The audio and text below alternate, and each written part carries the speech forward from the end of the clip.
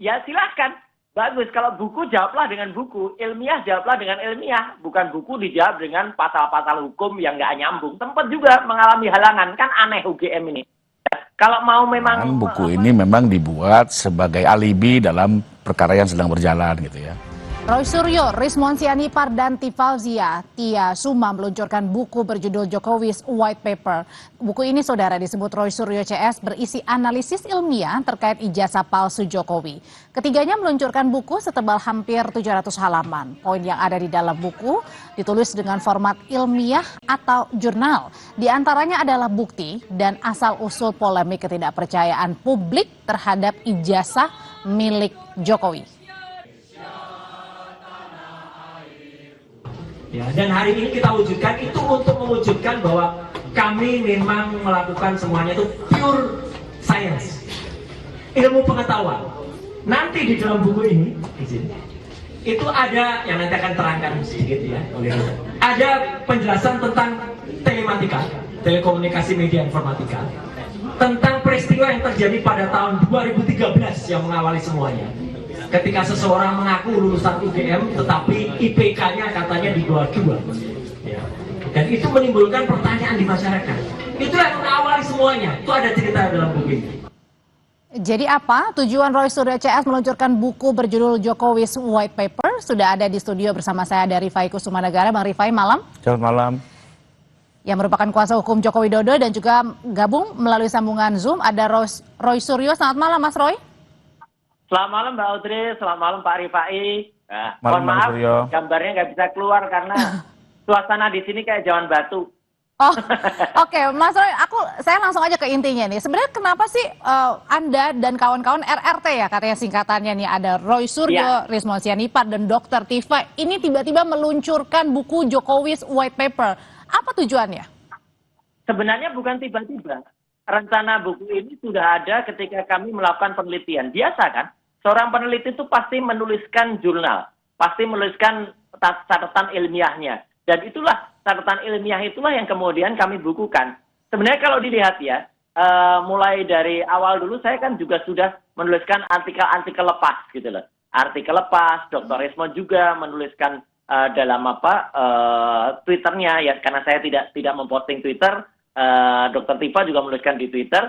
Maka itulah kemudian kita rangkumkan, kita gabungkan dalam sebuah buku. Formatnya adalah format science ya, tapi populer sehingga enak bisa dilihat, bisa dibaca oleh minimal anak SMA yang kemudian sampai ke perguruan tinggi, sampai ke doktor pun bisa baca karena kami tulis dengan tata cara penulisan ilmiah. Jadi intinya dalamnya apa, Mas Roy, buku setebal 700 halaman ini?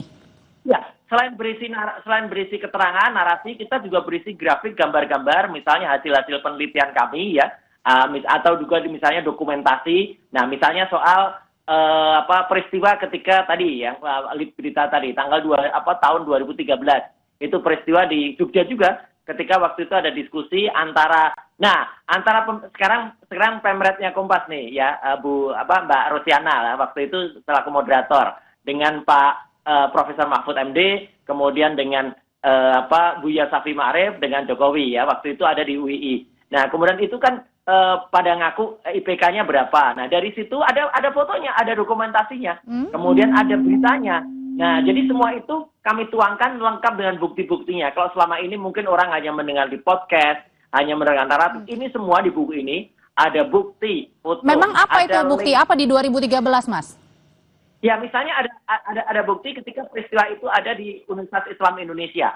Ketika ada diskusi yang judulnya seminar memimpin dengan hati, waktu itu judulnya gitu. Nah, kemudian selain itu misalnya ada analisis ya, Mbak Audrey, yang sering terdengar waktu itu, ada analisis error level analysis. Kemudian ada postingannya si Dian Sandi ya. Nah, kenapa kami menganalisis Dian Sandi? Kemudian ada peristiwa press conference Bareskrim, itu ada fotonya juga. Jadi artinya semua itu lengkap dengan analisisnya, foto itu kita analisis juga, dan lengkap misalnya kalau Dr. Rizmon, misalnya lengkap dengan skema-skemanya. Misalnya ketika beliau mengatakan, oh ini jasnya tidak menutup, jasnya ada di atas cap gitu, jadi lintasan cap tidak menutup jasnya. Kayak gitu. Saya misalnya juga menganalisis antara foto, komparasi antara satu foto dengan foto yang. Jadi foto-foto itu kami sajikan. komparasi ijazah-ijazahnya kami tampilkan semua. Oke, jadi Kemudian intinya adalah juga, buku di situ di dalamnya adalah berisi tentang ijazahnya Pak Jokowi ya. Intinya seperti itu ya,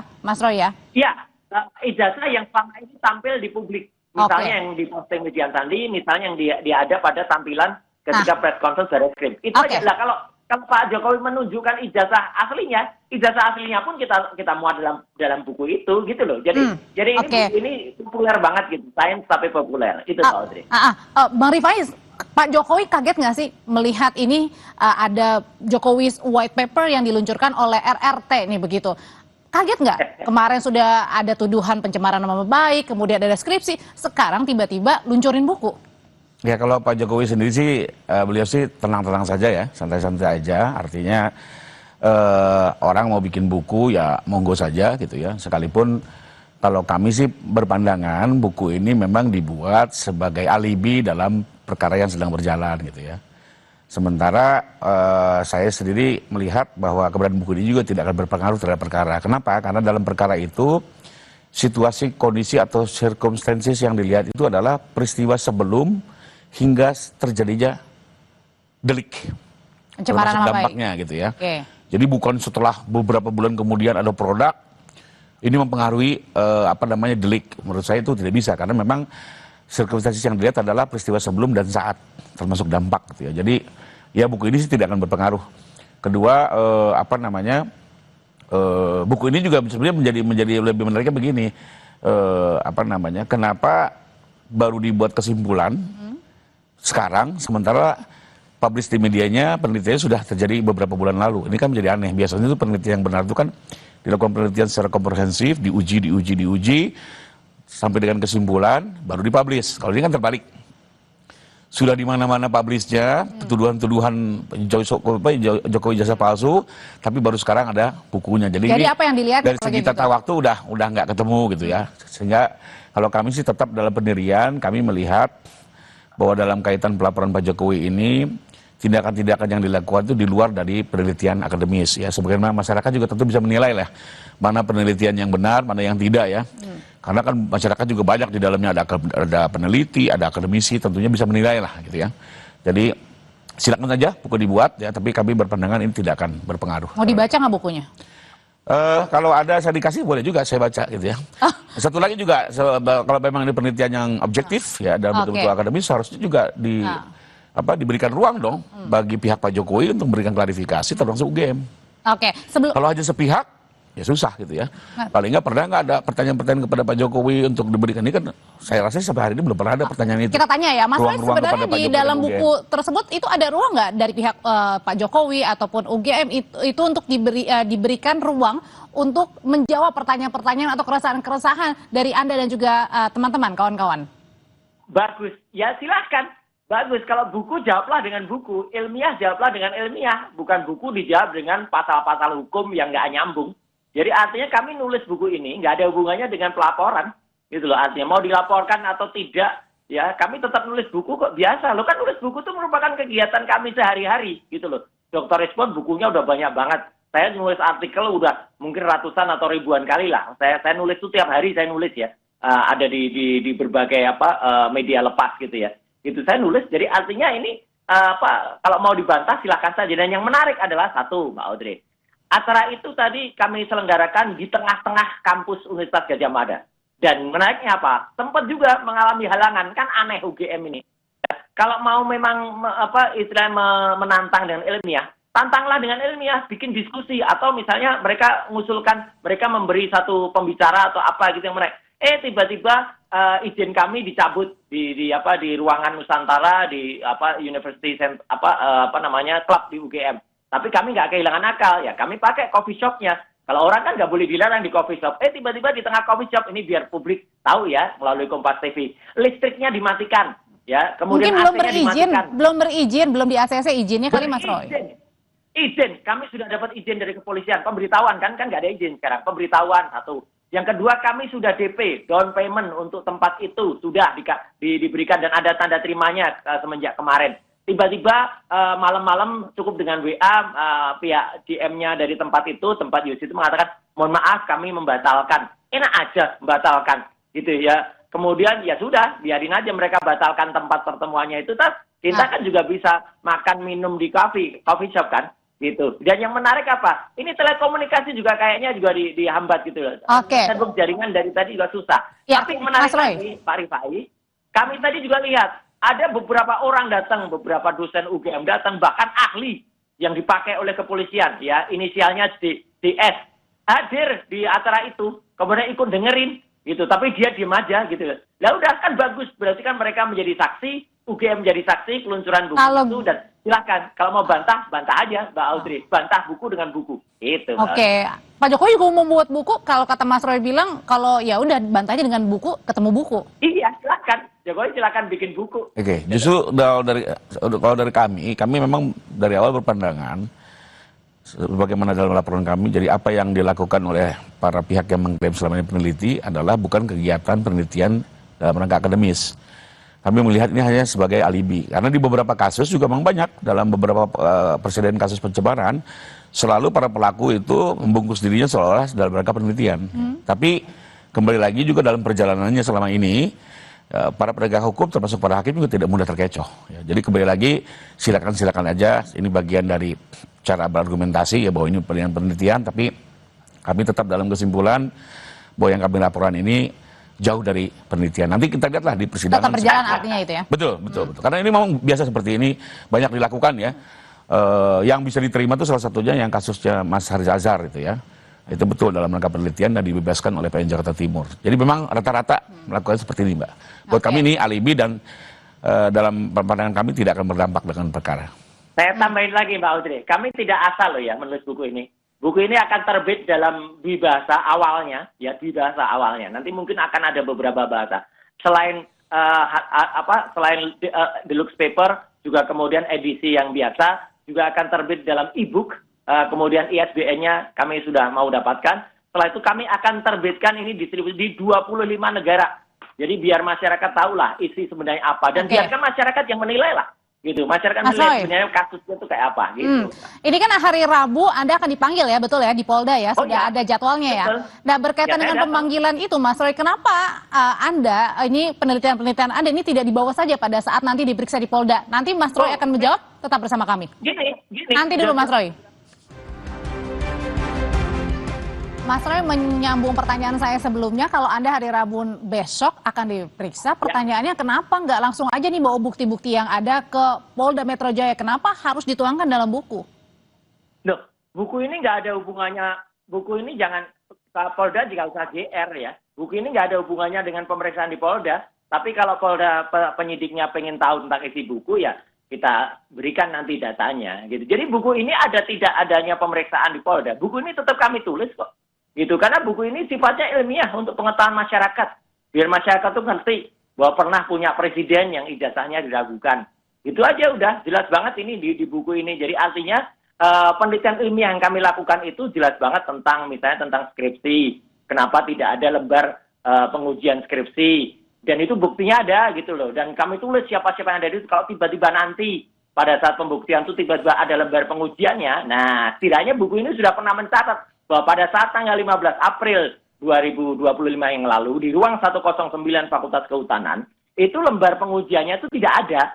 Kalau tiba-tiba nanti ada, berarti ada bukti palsu yang waktu itu ditunjukkan, dan ini ada konsekuensi hukum. Tapi temuan-temuan ini ada nggak takut? Sekarang kan lagi tersandung kasus dugaan pencemaran nama baik Pak Jokowi dengan menuangkan buku ini. Anda nggak takut, Mas Roy? Ya, itu namanya ilmiah kok dituding dengan hukum yang kacangan kayak gitu. Enggak.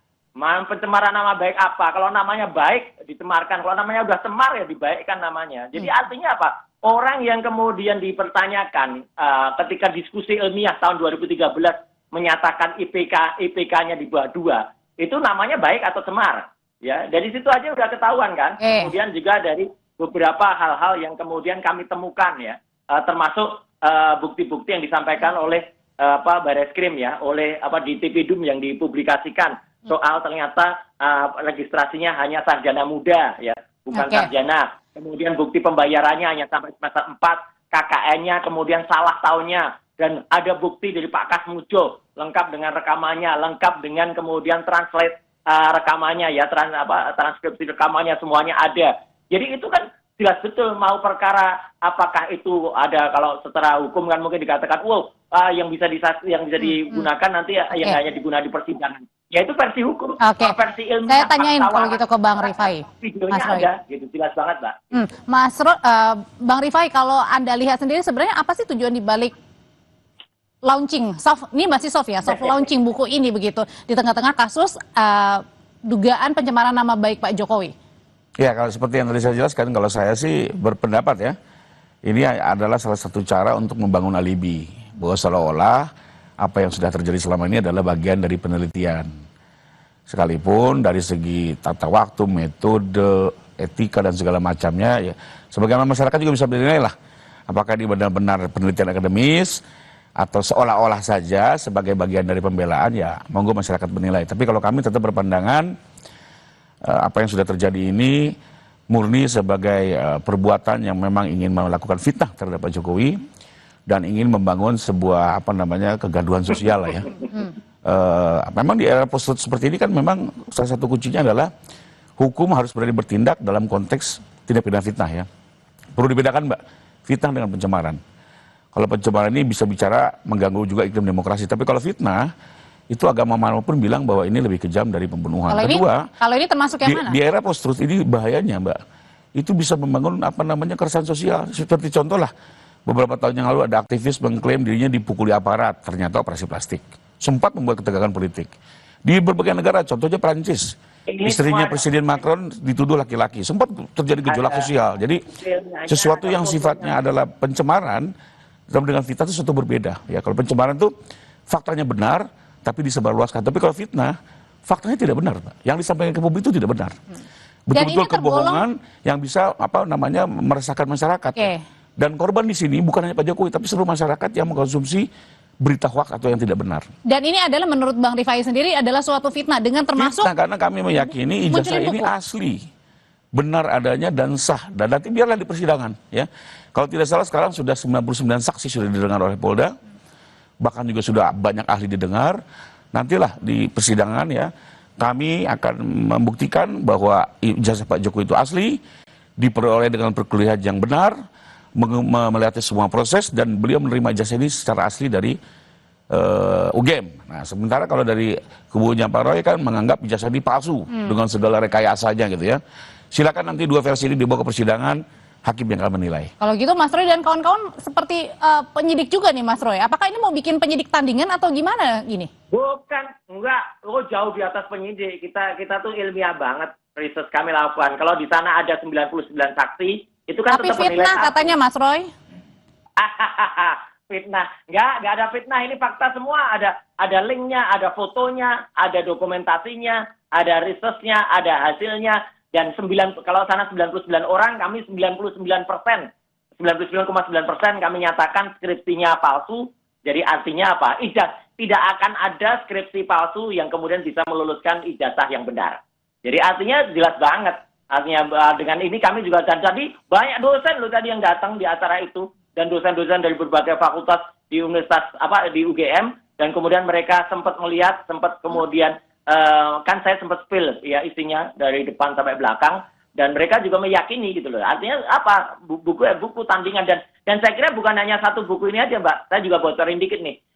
Salah satu teman kita ya, Pak Rizal Fadila juga sedang menulis buku, dan saya sudah lihat bukunya. Kalau itu kronologis juga, tak tulisan-tulisan dia, jadi kumpulan tulisan itu akan ada banyak buku ya tentang Jokowi ini. Jadi saya kira kita juga mendorong orang lain, ayolah nulis buku juga semuanya. Silakan tulis, dan nanti orang akan lihat. Kalau di Indonesia, di zamannya Pak Prabowo, orang menulis buku, kemudian dikriminalisasi, diadili. Nah, itu berarti, saya tulis juga di dalam buku ini, bahwa yang namanya freedom of speech, ya, kemudian kebebasan berekspresi, kebebasan berpendapat, itu lebih buruk daripada masa-masa sebelumnya. Jelas banget itu undang-undangnya ada. Bang Rifai, kalau kayak gini mempengaruhi juga nggak sih? Atau jangan-jangan trust publik ini jadi terbelah, yang mana kemudian harus fokus kepada dugaan pencemaran nama baik, yang mana ini dilakukan oleh Polda Metro Jaya, dan satu sisi yaitu tadi ada RRT yang kemudian memunculkan buku dan isinya ilmiah begitu di dalamnya. Ya memang ini kan memang dampak era post-truth ya, di mana kebebasan informasi dan narasi digital ini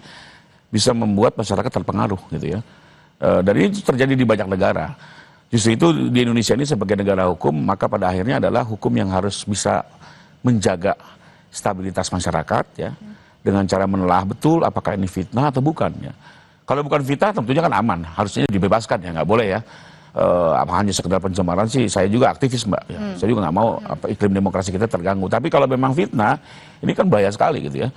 Melempar sebuah isu yang tidak benar, masyarakat terprovokasi bahkan terbelah, itu yang harus dijaga dan hukum harus menjawab ini semua ya.